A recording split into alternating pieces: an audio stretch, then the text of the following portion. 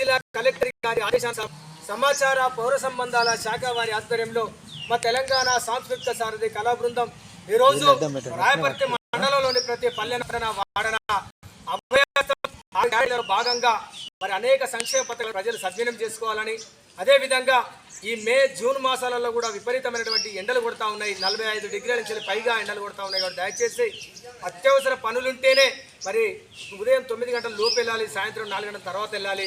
మరి అదేవిధంగా మరి యొక్క వేసవి కాలం పంట పొలాలు కూసిన తర్వాత వరి కొయ్యలను కాలబెడతా ఉన్నారు, గడ్డి కాలబెడతా ఉన్నారు. అంత కాలబెట్టడం వల్ల మనకు భూమి మంచికి చేసే కీటకాలతో పాటు చెడు చేసే కీటకాలతో పాటు మంచి చేసే కీటకాలు కూడా చనిపోతూ ఉన్నాయి. భూమి సారవంతం కూడా కోల్పోతూ ఉంది. కాబట్టి దయచేసి కాల్చకూడదు. కాల్చినట్లయితే పక్కన ఎద్దుల కొట్టాలు కానీ ఎద్దులు కానీ మరి అదేవిధంగా అనేకమైన గుడిసెలు కూడా తగలబడతా ఉన్నాయి. కాబట్టి దయచేసి ఈ చట్టరీత్యా నేరం కాబట్టి ఈ వరి కొయ్యలను కాల్చకూడదని దయచేసి తెలియపరుస్తూ, అదేవిధంగా జూను 12వ తారీఖున స్కూళ్ళు పాఠశాలలు ప్రారంభమవుతా ఉన్నాయి. కాబట్టి దయచేసి మీ పిల్లలను ప్రభుత్వ పాఠశాల బడిలోకే పంపించాలి.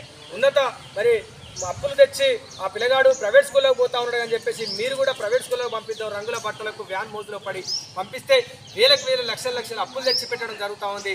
అక్కడికి వెళ్ళినట్లయితే ఆ ప్రైవేట్ స్కూళ్ళలో ఇంటర్ ఫెయిలు, డిగ్రీ ఫెయిలు, మరి ఇంటర్ పాస్ అయిన వాళ్ళే ఉపాధ్యాయులుగా చెప్తా ఉన్నారు. దయచేసి మరి ప్రభుత్వ పాఠశాలలో చూసుకున్నట్లయితే మరి మన పిల్లలకు మరి బీఈడి టెస్ట్ మరి డిఎస్సి రాసి మరి ఉన్నత చదువులు చదివినటువంటి విద్యావంతులుగా సార్లు బోధిస్తూ ఉన్నారు. దయచేసి మీరందరూ కూడా గమనించి మీ పిల్లలు మీరు కూడా చెప్పాలి మీ తల్లిదండ్రులకు, మేము ప్రభుత్వ పాఠశాలలకే పోతాం, మనం ఉన్న ఊరు బడికే పోతాం అని చెప్పేసి మీరు కూడా మీ తల్లిదండ్రులకు చెప్పి ఉన్న ఊరు బడికి పోవాల్సిందిగా మనం చేస్తూ, ఉపకారము చేసే ఊరి బడిని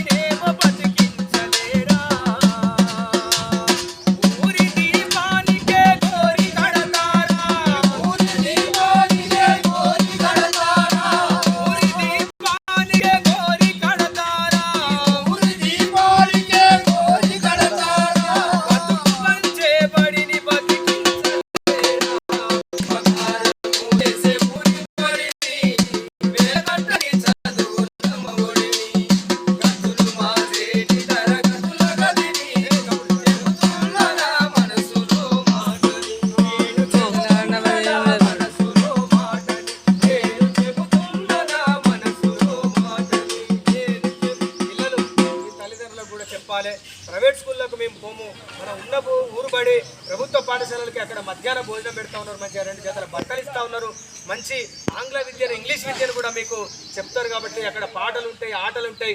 ప్రభుత్వ పాఠశాలలో ప్రభుత్వం అన్ని వసతులు కల్పిస్తారు. కాబట్టి మీరందరూ కూడా మేము ప్రైవేట్ స్కూళ్ళకు పోము, ప్రభుత్వ పాఠశాలకే వెళ్తామని చెప్తారు.